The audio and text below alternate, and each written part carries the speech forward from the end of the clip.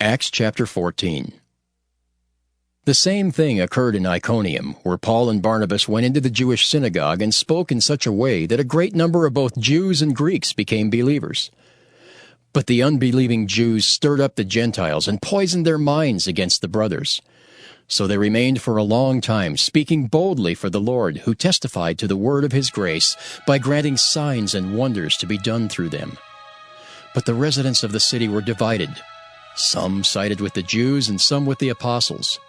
And when an attempt was made by both Gentiles and Jews with their rulers to mistreat them and to stone them, the apostles learned of it and fled to Lystra and Derbe, cities of Lycaonia, and to the surrounding country.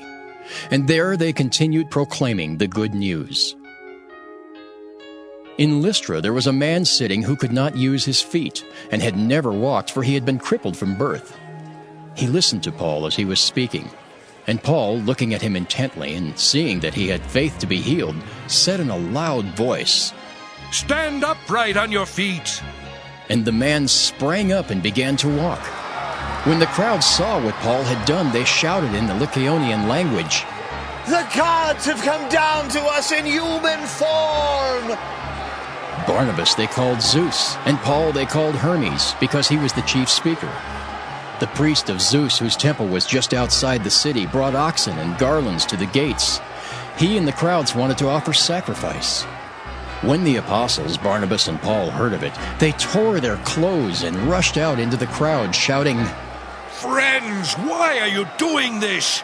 We are mortals just like you, and we bring you good news, that you should turn from these worthless things to the living God, who made the heaven and the earth and the sea and all that is in them. In past generations he allowed all the nations to follow their own ways. Yet he has not left himself without a witness in doing good, giving you rains from heaven and fruitful seasons, and filling you with food and your hearts with joy." Even with these words, they scarcely restrained the crowds from offering sacrifice to them. But Jews came there from Antioch and Iconium and won over the crowds. Then they stoned Paul and dragged him out of the city, supposing that he was dead. But when the disciples surrounded him, he got up and went into the city. The next day he went on with Barnabas to Derbe. After they had proclaimed the good news to that city and had made many disciples, they returned to Lystra, then on to Iconium and Antioch. There they strengthened the souls of the disciples and encouraged them to continue in the faith, saying, "It is through many persecutions that we must enter the kingdom of God."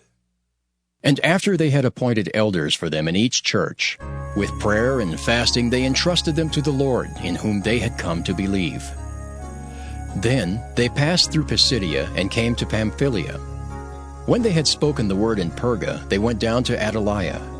From there they sailed back to Antioch, where they had been commended to the grace of God for the work that they had completed.